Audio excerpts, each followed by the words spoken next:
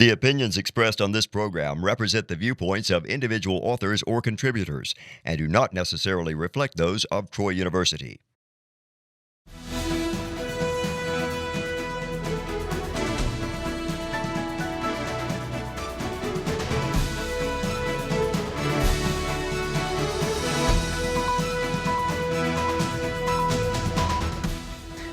Hello and welcome to EconVersations. I'm your host, Dr. Dan Sutter of the Johnson Center for Political Economy at Troy University. The United States is a nation of immigrants, and until the 1920s, our nation had almost open borders. Today, immigration represents one of the most politically divisive issues in our country, and has been particularly prominent during the current presidential election campaign. Whether you think we should move to open borders or build a border wall and deport undocumented workers depends at least in part on the effects that immigrants have on our economy today. Yes, immigrants have made enormous contributions to our economy in the past, but is that still true today? Does immigration make the United States more or less prosperous? Joining me on EconVersations to talk about the economic effects of immigration on the U.S. economy today is Dr. Dan Smith, Associate Director of the Johnson Center. Welcome back to the show, Dan. Thank you, Dan. It's great to be here. Well, we do have this very controversial issue, and as I guess we all know, because the United States is, we learned very early on, the United States is a nation of immigrants, and whether it be the Statue of Liberty and Ellis Island and all the tales we hear, clearly in the past or for decades, the United States benefited immensely from immigrants coming from all across the country, all across the world to our nation, to our shores here. But today it seems a lot more controversial as to whether or not our nation benefits from immigration, and it's been very prominent in our current presidential campaign. So let's get into this. I guess we can start sort of in brief and then start to get into a lot more of the details. In short, what's the answer here? Yeah, so there's definitely a lot of research and a lot of facts and figures on both sides of the issue. But economists generally come to a conclusion that the effect of immigration on the overall economy is positive, that immigration actually has very little impact on the wages and employment of Americans, and that they actually bring and contribute to the economy by creating jobs and bringing innovation. Well, let's start to get into this here. So, as one of the questions people might have as they sit here and listen to this or think about this whole idea is that they might think that there's got to be like some kind of a limited number of jobs that we have in the economy, and that if immigrants are coming in and taking these jobs, then there's got to be fewer jobs left for Americans, or that there might be competition between immigrants willing to work for very low wages and the wages that can be paid for Americans, and so our Americans workers' wages could be driven down. But as we get into this, why is it that we can see that there can be significant benefits for our economy from immigration? Yeah, so one of the key benefits that immigrants bring is that they have skills and experience, and if they move from a country where they aren't allowed to use their skills and ability, risk-taking, use entrepreneurship, and this is primarily in countries that don't have private property rights, economic freedom, rule of law, they have a lot of corruption. In those countries, a person, despite their skill set, despite their education, may not be very productive. But if they can move to a country where they do have entrepreneurship, laws that support opening a business, risk-taking, that same person can be much more valuable and add to the economy and productivity overall. So for instance, immigrants coming from places like Mexico and Nigeria can suddenly increase their value once they come to the United States, because they're simply allowed to be human. They're allowed to operate in the economy and take on risks, come up with new businesses. So they automatically, just by moving from institutions that don't allow humans to flourish to societies that have economic freedom and encourage for human flourishing, they suddenly increase world GDP. So just to try to make sure we understand what's going on here. So if you're a worker in Nigeria, you don't have property, you're living in an economy where property rights aren't very secure, you don't have a very well established financial system. So if you did have some great idea to start a new business or come up with a new product, you probably won't be able to exploit that or take advantage of that living in Nigeria, but in the United States you can, right? Yeah, absolutely. Most Americans today make their living just simply typing at a computer. That motion in a lot of undeveloped countries won't do anything because you don't have the capital and technology, and you don't have the resources available. You don't have the infrastructure, the internet access, and you certainly don't have the education and skill level necessary to make this worth something.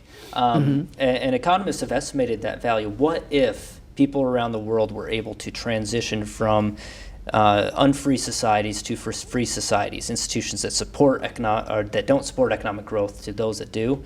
And the estimate is that it would increase world GDP anywhere from 50 to 150%. So just to be clear, that's like essentially about a doubling of the standard of living across the world, right? Yes, and that's a tremendous figure. If you consider that world GDP currently is right around 75 trillion, that's a massive increase in world development. And that's not just numbers, that's physical prosperity, material possessions, innovations, all the good things that come with economic growth and prosperity. So that would definitely end poverty as we know it today by doubling the amount of wealth that we have in the world, right? Oh, absolutely. And that really is important because it's sort of getting at the fact that somebody came up with the great line, I think it's a great line, that development is about people, not places. And so when we see people in these less economically free countries where they simply don't have the same economic opportunities as we have in the United States and other developed nations as well, I mean, that's just a lot of human talent, a lot of potential that's going unfulfilled. And ideally, every country would experience economic growth and prosperity and adopt policies that support economic freedom. But in second best, if those countries don't, at least people can leave those countries where they're not allowed to use their human faculties and move to countries that do allow them to contribute to economic GDP and growth and development. And that ends up, especially when they come with great ideas or write books or plays or wherever you have the opportunity to contribute economically or culturally, that benefits us all, whether we happen in the United States or across the world, right? Absolutely. America is a country that's built on immigration. If you look throughout our history, so many important figures, so many prominent business people, politicians, leaders have come from other countries. And the reason they came is they said, okay, in my own country, I can't be prosperous. I can't do what I want to do. And I'm going to move to the United States. And they did, and they made us all so much wealthier, creating jobs, creating innovations that just improved the lives of everyone in America and the world. So there's one source of the great benefits that we could see from immigration. The other concern that people might have, though, is that where would we find jobs for all of these immigrants?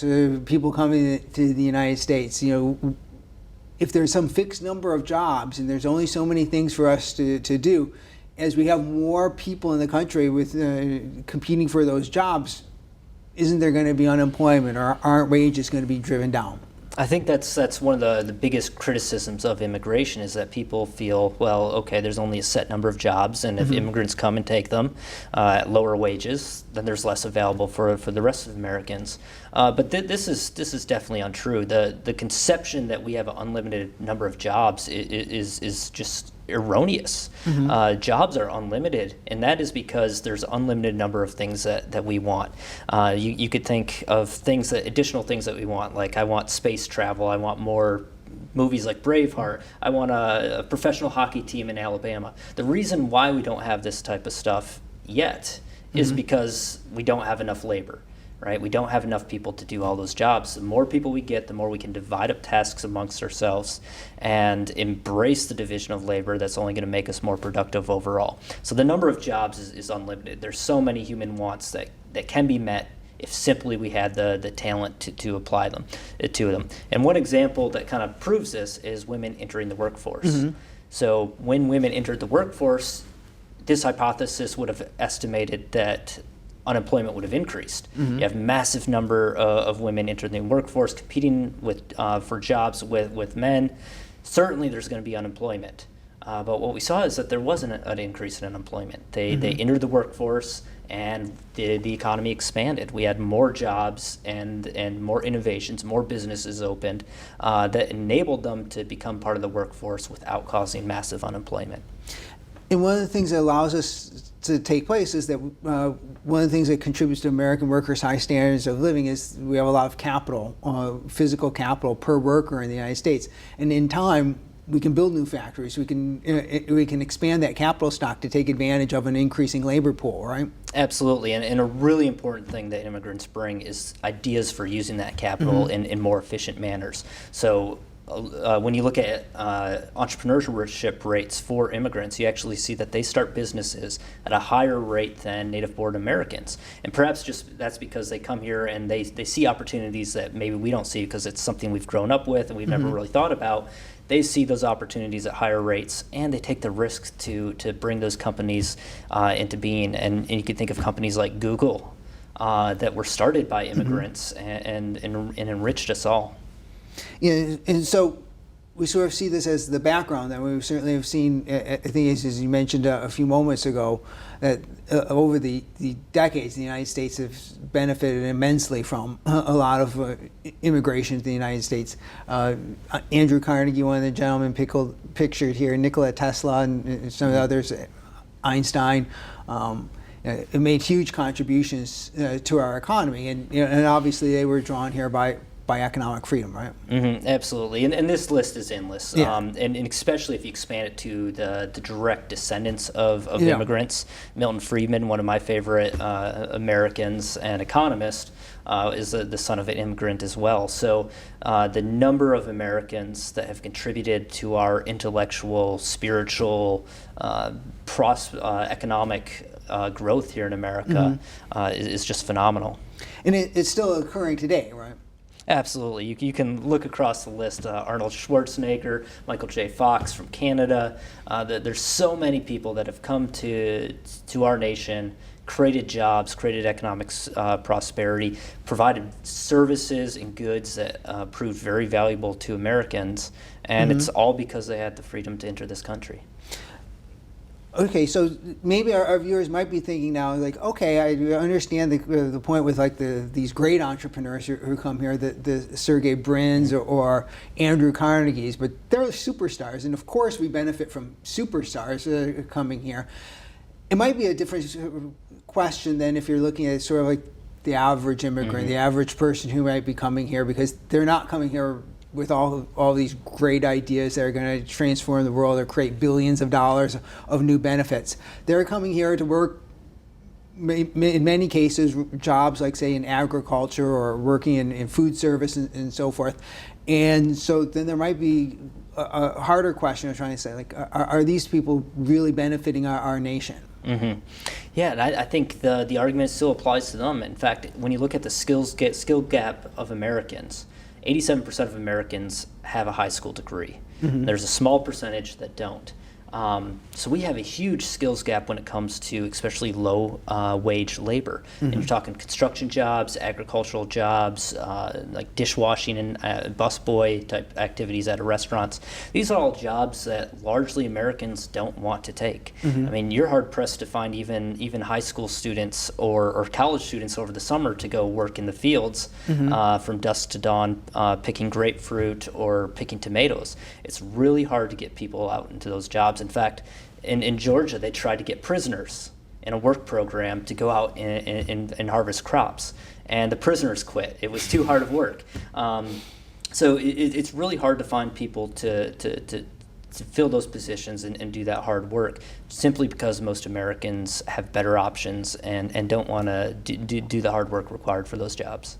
Yeah, I think that before I moved to Alabama, I lived in Texas, and right next door to a grapefruit orchard, and that always, to my mind, was a good point to raise to anybody calling for restrictions on immigration. Is like, if you don't want to see more immigration, then are you going to be willing to go out and pick grapefruit all day in the orchard when it's when it's time to harvest the grapefruit, and to do it at something like the pay that people are currently receiving for this.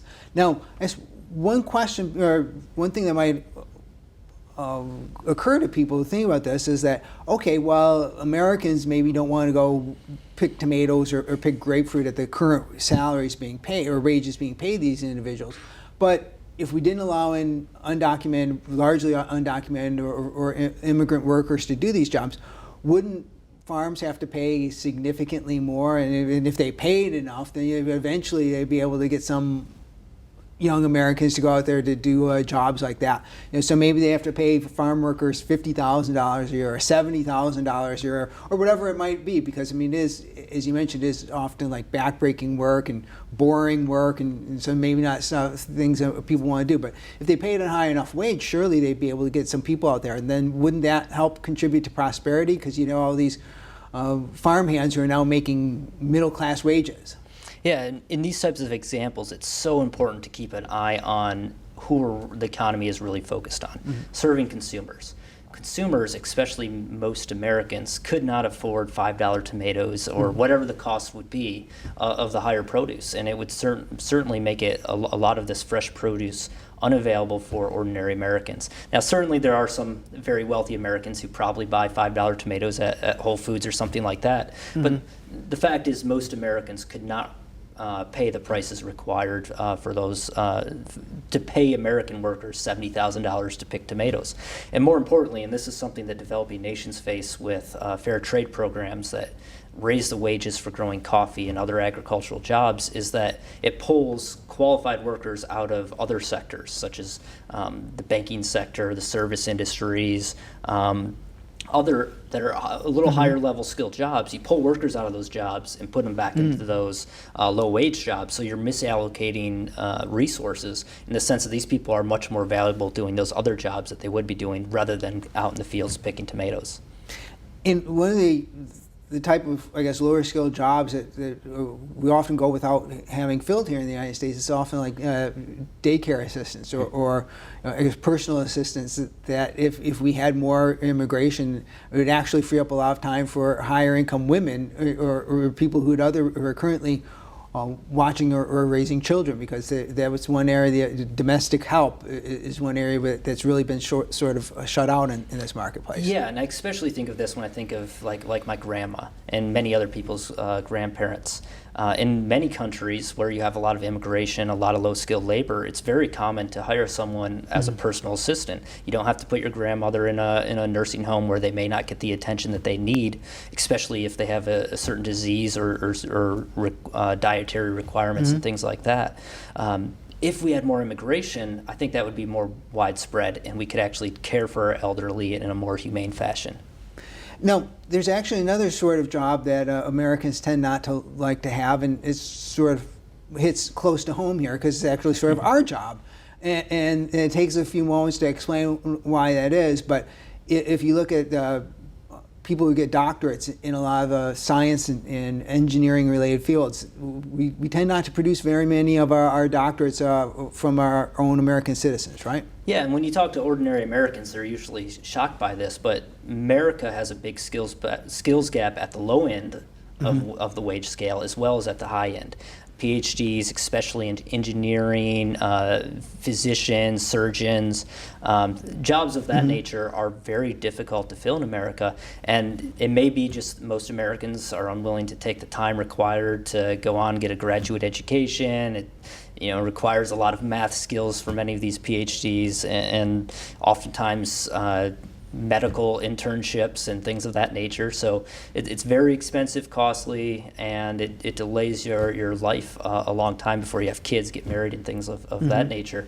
But yeah, so there's a huge skills gap at that higher end, and so these immigrants are also coming in at the high end and hopefully helping lower the cost of healthcare and education, and that they're bringing more competition, they're bringing their skill sets, and they're meeting that important gap that otherwise we'd have a shortage of these high skilled jobs. So when we see like students from across the world coming to American universities, whether they might come as undergraduates or certainly when they come at the graduate school level, a lot of them end up staying in the United States and taking jobs in at universities or at tech companies, right? Yeah, and they're making this calculus based upon what we were talking about initially about institutions, right? They come from countries that, okay, now I have a PhD or a doctorate degree. Can I really go back to my home country and make a difference? And unfortunately, in countries that don't have economic freedom, it's no. I'd make more money staying here in America. So that's a benefit to us because they stay here and they do jobs that most Americans aren't willing to do the work to become qualified to do. Now, there is a little difference here compared to the case of agricultural workers in that there are some Americans in each of these fields, like say ourselves, who are economics professors. So if you look at the case of you and I, would we be better off? Would we likely have higher salaries if, for instance, the United States were to say you had to be an American citizen in order to be a professor of economics at a university here in the United States? Absolutely, there's no question about it. We would be better off if we put up that barrier against people competing against us. But that's not just true for people from other countries, it's also true for people from other states. So if in Alabama we put up a restriction saying we're not going to hire anyone from Georgia or Mississippi to be an economics professor, that would benefit me as well. But importantly, we don't make those and shouldn't make those decisions based upon what's best for the producer. We'd make it best for the consumer. Most Americans are consumers of education, they're consumers of engineers, they're consumers of medical doctorates, and they benefit from the lower cost of those services. So if we can, and we've had spiraling out of control costs in healthcare and education in particular. So if we get more competition, yeah, it may lower my wages, but it's going to benefit all the consumers that now can maybe more affordably get education or healthcare. So, but that does, I think, is one thing that comes out of economic analysis is that if you are a worker and you have some highly specialized skills, and there are immigrants who are coming in with those same skills and sort of competing against it. That's one of the cases where you can see somebody within the United States who might be made worse off by immigration, right? Yeah, so this actually biases economists against immigration. So if economists come out in favor of immigration, even if they stand to lose, then you can probably infer that it's a very solid case. And if we did try to restrict, if we did try to restrict immigrants from working, say, in our high-tech sectors or for universities, we would see some consequences of that as well, right? Absolutely. I think you'd first see it in the healthcare industry where many predictions suggest that we're going to have a shortage of medical professionals. That's going to hit us hard because costs are already spiraling out of control, as I mentioned. You'd also get less college students in the first place, less graduate students coming to America to do their studies because they want to, a lot of times they come because they know they can get a job in America after they get their doctorate degree. So you're going to see college students and graduate students go to other universities around the world. And we could see then tech companies locating in places like India. If we had a shortage and we simply, if companies like Google or can't find the workers that they need to have here because of immigration restrictions, they're going to go where and there are willing and qualified workers in other countries, they're going to go where they can hire, right? Yeah, and you can see this in America. Tech companies locate where the skilled labor is, and that's in San Francisco and other areas around the United States. They don't necessarily locate where the labor's cheapest. If they did, they'd locate in Mississippi, but instead they locate around where they know they're going to get those quality, skilled people that can work for them. Now, one of the general issues that we see with immigration, or one of the general impacts of immigration, is just on the cost of we've already mentioned this, but on the cost of lots of the things that we buy in our everyday lives. And that's where immigrants, say, working in food service are making the things that we buy cheaper. Yeah, and I think this can be best seen in the restaurant industry. And first of all, just think about the cost, but also just the variety. So many immigrants have come here and started up restaurants, and even in Troy, Alabama, we now have Mexican, Asian, Chinese, Japanese. I mean, there's so many different restaurants that we could have access to. Most of them are started by immigrants that come from those countries, or the children of immigrants. But also lowers the cost of those services and makes restaurants more affordable for ordinary Americans. So we see lower costs, and that impacts everyone. It also even impacts we as economists, those of us who actually compete against immigrant labor, because the cost of everything else that we're buying ends up being lower as well. Yeah, and it's essentially a pay raise. If the cost of going to the restaurant lowers across the board because of immigration, that's essentially all of our paychecks are now suddenly go a lot further because now we can afford a lot more. Now, we've talked about the effects of immigration so far on the United States, but some people also raise the impact of immigration on the countries that people are leaving and to come here. And one of the topics that gets raised, where this gets raised, is with regard to high-skilled workers, with what's known as brain drain, that could be helping impoverish the countries that these individuals are leaving from. So tell us a little bit more about the brain drain, and would that be an argument as to why we should restrict immigration, even if it benefits the United States? Mm-hmm. Yeah, I think certainly in the short run, you're going to see this type of effect because highly qualified people choose not to go back to their country or to flee their country. But in the long term, if the best and brightest, the talented individuals from these developing nations are fleeing, that country is going to eventually be forced to improve its policies. Mm-hmm. Voting with your feet is one of the most successful and powerful methods that people have to rebel against a government that is out of control, that's being a tyrant, doing things that it shouldn't. So hopefully as these people flee the country, that means there's less people in the country left to tax and suppress. Mm-hmm. Those countries are going to be forced to adopt economic freedom to simply prevent that brain drain from further eroding the number of citizens. There's another way in which immigration, when people come to the United States and are working here in the United States, in which they benefit the countries that they come from, and that's through something known as remittances. Mm-hmm. Could you explain to us what these are and why they're so important? Yeah, so remittances are simply people come here to work in a developed nation such as the United States, and they send money back to their family and friends to help them survive in that developing nation. And this is a really powerful way of helping out those nations, because foreign aid typically goes through government bureaucracies, oftentimes corrupt governments, mm-hmm. and it oftentimes gets eaten up by the bureaucracy or used for corrupt purposes. So if we have aid going through remittances, people actually know the family that they're giving it to. That's a lot more powerful and a lot more helpful to those developing nations. So this is another way that immigration really helps those developing nations, even if there is a brain drain, because they can send that money back and it can effectively help those countries. And it turns out that remittances are huge relative to the size of foreign aid. I know lots of Americans think we need to cut foreign aid because we spend so much on foreign aid, but we really don't spend that much. And remittances are, in any event, huge compared to the amount of foreign aid, right? Absolutely. So not only are they potentially more powerful and have more of an impact on the developing nation, but they also make up far greater amounts in terms of dollar value than foreign aid. And in a lot of cases, then, this could also be in the form of people could be coming here, working for a while, saving some money, and then they go back to their country and they have the money now to start a business or improve their lives when they go back to the country mm-hmm. that they're from, right? Yeah, or get an education. Mm-hmm. There's a lot of things that it could be used for to positively develop that nation. Now, all right, so we've gone over a number of different benefits, and I think we have seen some cases where we've seen some strong benefits from it, but we still could come back and say, like, well, if you run a farm or if you run a small manufacturing plant or a restaurant in the United States, it's almost as if you're like being forced now to use undocumented workers to keep your costs low and be cost competitive.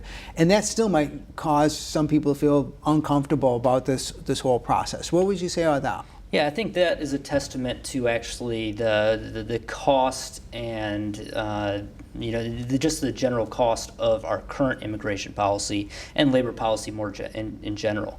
To become a legal immigrant in the United States is costly and complex. It takes a long time, and it's very difficult. So it's very hard for these business owners to afford, those mm-hmm. few number of people that can get through that process just to pick crops.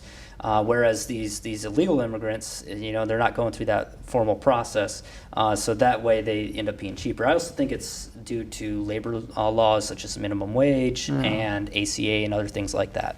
Well, thanks very much for coming out. We've covered a lot of ground here, but it seems like we still have some more ground that we could cover to talk about immigration policy more directly.